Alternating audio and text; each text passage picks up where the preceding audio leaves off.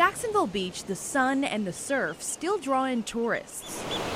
But behind the scenes, there's tension brewing between neighbors and short-term rental properties. You can drive down our street and you know exactly where the short-term rentals are. Ashley Kelm has lived in Jacksonville Beach for more than a decade, but she says the neighborhood she bought into no longer exists. Over the last few years, she's watched long-term neighbors disappear, replaced by tourists, parties, and problems. We've had crime.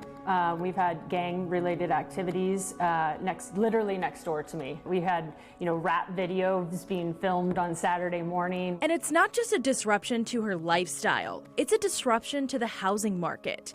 Airbnb and VRBO, two of the most popular short-term rental platforms, are facing growing pushback, with some local governments imposing strict regulations or outright bans, arguing that the services are driving up housing costs and worsening affordability. My friends that haven't purchased a home and they're coming in entry into the market, or for families that are trying to do that, they're priced out. I bought this house 4 years ago. It is now triple the price that I paid for this house. And as a homeowner, yay, that's exciting. But as somebody that wants to see families be able to strive in this area, it's discouraging. There are 1,400 short-term rental listings in Jacksonville Beach, according to data from AirDNA. But there are just 287 properties for sale. You live right next door to an Airbnb property. Would you rather see a family living there? Absolutely, and it's frustrating because I have a lot of friends and family that are struggling to enter into the home market, whether it's at the beach or even inland jacks.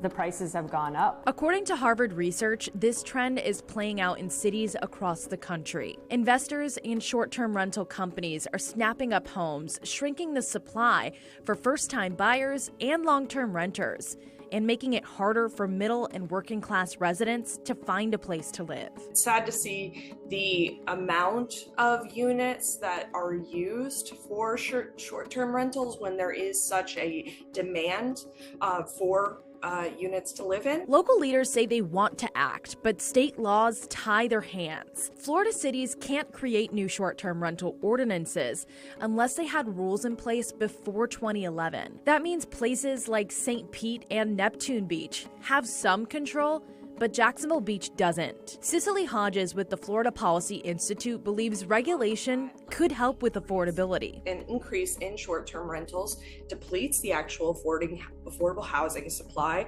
which then raises the rates that landlords can charge for those housing. Do you think that some regulations on short-term rentals could help with housing affordability?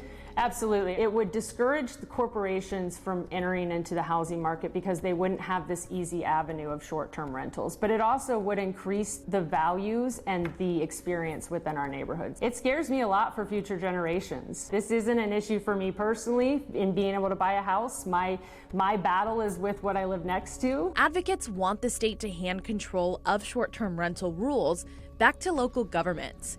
But until that happens, residents in Jacksonville Beach and other coastal cities say they're bracing for more tourists and fewer neighbors. This has a bigger effect than what I think people realize. Reporting in Jacksonville Beach, Tiffany Salome, Channel 4, the local station.